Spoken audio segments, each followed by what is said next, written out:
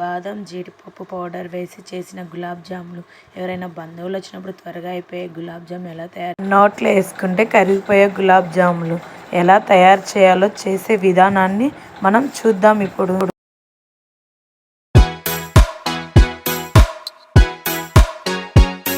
Instant gulab jam powder మనకి రెడీమేడ్లో షాప్లో దొరుకుతుంది. దాంట్లో గులాబ్ జాములు ఎంటీఆర్ ఉంటుంది, అనేక రకాలు ఉంటాయి. ఒక కప్పు తీసుకుని ఆ కప్పులో పిండి మనం ఎన్ని కప్పులు అయితే కొలుచుకుందాం. అవి అయితే 2 కప్పులు అయినవి. ఆ 2 కప్పులు వేసుకొని దాంట్లో కొంచెం చిటికెడంత సాల్ట్ వేయాలి.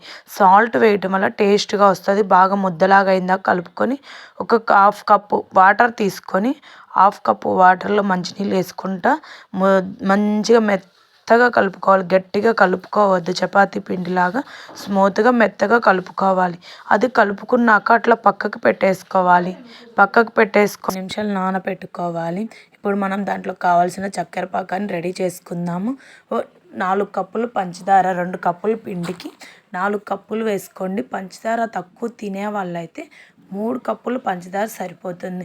నేనైతే మీడియం తింటాం కాబట్టి మేము 3.5 కప్పులు వేసుకున్నాము. ఎన్నైతే వాటర్ తీసుకోవాలి అన్ని వాటరే తీసుకోవాలి. మనం పంచదార 2 సమానంగా తీసుకోవాలి. 3 కప్పులు పంచదారకు 3 కప్పుల నీళ్ళు పోసుకొని ఇప్పుడు నీళ్ళు పోసుకున్నాక స్టవ్ వెలిగించుకొని స్టవ్ మీద పంచదార గిన్నెను పెట్టుకోవాలి. ఆ 2 పంచదార నీళ్ళు కరిగేంత వరకు, పంచదార నీళ్ళల్లో కరిగేంత వరకు తిప్పుకోవాలి. మనం అది కరుగుతూ ఉంటుంది. పక్కన ఒక గ్యాస్ స్టవ్ మీద మళ్ళీ బాండి పెట్టుకొని ఫ్రీడమ్ ఆయిల్ అయితేనే మన ఆరోగ్యానికి చాలా మంచిది. లైట్గా ఉంటుంది, నూనె కూడా ఎక్కువ పీల్చుకోదు. ఇప్పుడు ఆ నూనె హీట్ ఎక్కుతున్నంతసేపు ఆ పిండి చూడు చాలా మెత్తగా అయింది కదా.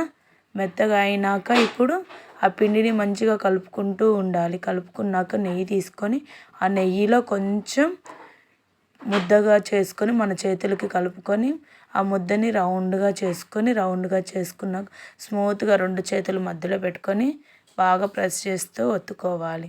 అలా రౌండ్గా అయినాక ఇప్పుడు మనం ఒక ప్లేట్ తీసుకొని ప్లేట్లో ఉండలు రౌండ్గా మొత్తం చేసుకొని పంచదార పాకం చూడండి బబుల్స్గా వచ్చినాక చిక్కబడినాక కొంచెం ఇలాచీల్ని మనం దంచి పెట్టుకోవాలి. ఇలాచీల్ని మీరైతే 4 వేసుకుని అయితే 2 వేసుకుంటున్నాను.